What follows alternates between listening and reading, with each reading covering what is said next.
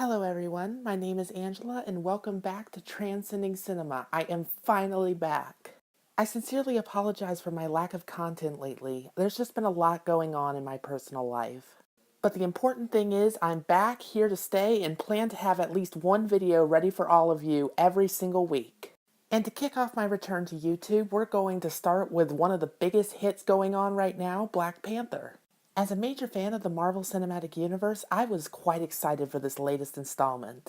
Chadwick Boseman's performance of the character was one of the biggest highlights of Captain America Civil War, and I was so excited to see what he'd do with it in his own solo film. And now that the movie's out and is proving to be a huge success with audiences, I'm pleased to say that this is another great addition to the Marvel Cinematic Universe. It's not without its flaws, of course, but there's so much to like here that it's difficult not to put it among Marvel's very best. For starters, we have Chadwick Boseman as the Panther himself, T'Challa. Boseman is proving himself to be one of the very best newcomers of the MCU. He brings the character to life in the most likable way possible by making him calm and composed while at the same time knowing when to kick ass when he needs to. I also enjoyed seeing his conflict into becoming the new king of Wakanda. Since the film literally takes place a week after Civil War, Boseman successfully sells the stresses and realities of becoming an incoming ruler for a whole group of people. It makes for fascinating internal conflict and sets up for an engaging external conflict with the film's antagonist as well. Speaking of which, Michael B. Jordan gives an amazing performance as Eric Killmonger. While I won't spend too long talking about him because delving into his character requires discussing spoilers, I will say that he is one of the most fleshed out and intriguing villains in the entire Marvel Cinematic Universe. What Jordan does with the character makes you feel for him in some way, understanding where he's coming from, but understanding as well that he's still the villain and that what he's doing takes things a bit too far. These are the kinds of antagonists I love to see in stories. They're seen as flawed human beings, but they take things a bit too far that makes you understand that you don't want to side with them. And alongside Michael B. Jordan, the other person I want to give credit for this is the film's director, Ryan Coogler. Out of the 3 films he's made, this is the second one I've seen, and I can already tell you that he has a gift for writing human drama and emotion. Coogler knows how people act, interact, and think, and shows it in his direction, making for engaging scenes between characters that can draw emotion out of you. Whether you're supposed to love or hate a character, Coogler still makes them human, and that's what matters in making great stories. With the tremendous dramatic storytelling at hand, though, I couldn't help but feel there was something kind of lacking in Coogler's direction. While the emotional and dramatic storytelling were absolutely phenomenal, the action sequences were not quite as up to par. I'm not saying that this is for every single action scene in this film because there are some great action-heavy moments. The Lord of the Rings-esque fight in Wakanda was incredibly entertaining to watch, and the car chase sequence in South Korea is one of the best car chase scenes the Marvel Universe has ever had. The problem is, aside from one fight in particular, none of these seem to hold much emotional weight. While they do indeed look cool and are enjoyable to watch, these action scenes just feel more like segues to the more dramatic and emotional moments. Take a look at Ryan Coogler's last film, Creed.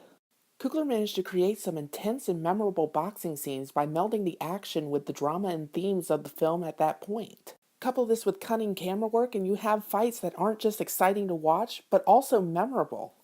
In this film, however, I can't help but feel that there was only one action scene that stuck out as both memorable and unique to the plot. I won't give it away to avoid spoilers, but all I'll say is it involves Michael B. Jordan on a waterfall. This isn't to say that I didn't enjoy the action in Black Panther. It's tense, thrilling, and at times very funny. I just feel that the action scenes in this film are kind of underwhelming in comparison to the excellent story, drama, and emotion that this script carries. Especially when you take Coogler's last film into account. The last thing I'd like to go over is the supporting cast of this film. This just might be the best set of side actors in any Marvel film to date. With top-notch actors like Angela Bassett, Daniel Kaluuya, and Forest Whitaker, this film is swimming with excellent supporting cast members. They're all so well developed, they can be incredibly funny, and they add something to the plot that's incredibly necessary as the Black Panther goes through his journey. And I know it's becoming cliche at this point to say this, but Shuri is by far one of the best new characters to come out of this film. She's smart, funny, and enjoyable to watch all the way through. People are picking her out as a highlight for a very good reason, and I'd love to see a solo film about her. For now, though, I really hope she'll make an appearance in Avengers Infinity War. The only issue I have with the supporting cast, though, is that I think they were a bit too good. While this is not necessarily a bad thing, for a film called Black Panther, there really wasn't as much interest around Black Panther as there was the people around him. And while I did mention earlier that I thought Black Panther was a great and interesting character on his own, I came out of the theater remembering more about Eric Killmonger, M'Baku, and Shuri.